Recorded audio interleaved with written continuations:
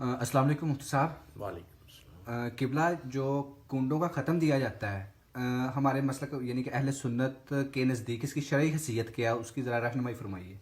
بسم اللہ الرحمن الرحیم۔ کنڈوں کا جو ختم ہے، اس کے بارے میں ہمارے والد گرامی نے ایک رسالہ بھی لکھا ہے، کنڈوں کی حقیقت، بڑا مدلل قسم کا لکھا ہے۔ اس سلسلے میں ہی میں آگے عرض کرنا چاہتا ہوں کہ کنڈوں کا جو ختم ہے نا، یہ ہمارے نزدیک جائز نہیں ہے۔ اصل میں ہوا کیا تھا کہ 22 رجب جو ہے نا، یہ حضرت امیر معاویہ رضی اللہ تعالی عنہ کی وفات کا دن ہے۔ تو رافضیوں نے حضرت امیر معاویہ رضی اللہ تعالیٰ عنہ کی وفات پہ رات کو خوشی منائی، اور خوشی کا جو طریقہ کار تھا وہ یہ تھا کہ چیزیں پکائیں گھر میں، اور صبح سورج نکلنے سے پہلے پہلے ہی اسے تقسیم کر دیا گیا، کیونکہ اس وقت حکومت جو تھی وہ الحمدللہ سنی لوگوں کی تھی۔ تو اس ڈر کی بنا پہ کہ کہیں ان کو پتہ نہ چل جائے، اگر پتہ چل گیا تو یہ ہم پہ حد لاگو کر دیں گے کہ ایک صحابی رسول کے ان کی وفات پہ یہ خوشی منا رہے ہیں۔ اس ڈر کی بنا پہ انہوں نے نہ ختم رات کی طریقی میں دلایا اور اس کا نام دے دیا کنڈوں کا ختم۔ لیکن صبح ہوئی تو پھر ان کی حرکت جو ہے نا، یہ سامنے آ گئی۔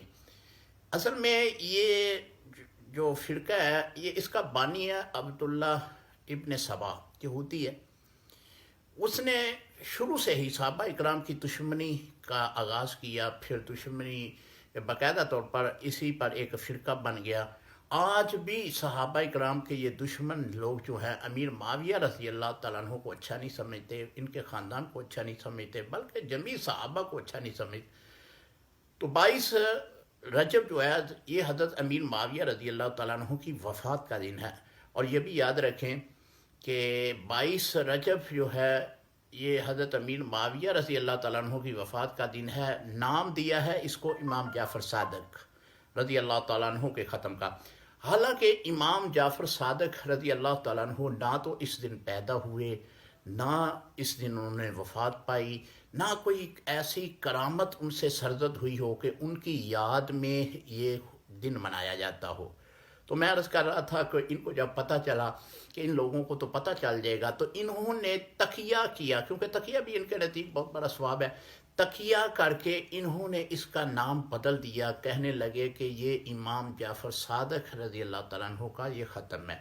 حالانکہ میں پہلے عرض کر چکا ہوں کہ امام جعفر صادق کی نہ تاریخ وفات ہے اس دن، نہ تاریخ پیدائش ہے، نہ کوئی کرامت ان سے کوئی سرزد ہوئی ہے کہ جن کی یاد میں یہ ختم دلایا جاتا ہے۔ لہذا میرے بھائی، صحابہ حضور علیہ الصلوۃ والسلام کے چمکتے ہوئے ستارے ہیں، تو ان کا ادب و احترام ہمارے نزدیک جو ہے بہت ضروری ہے۔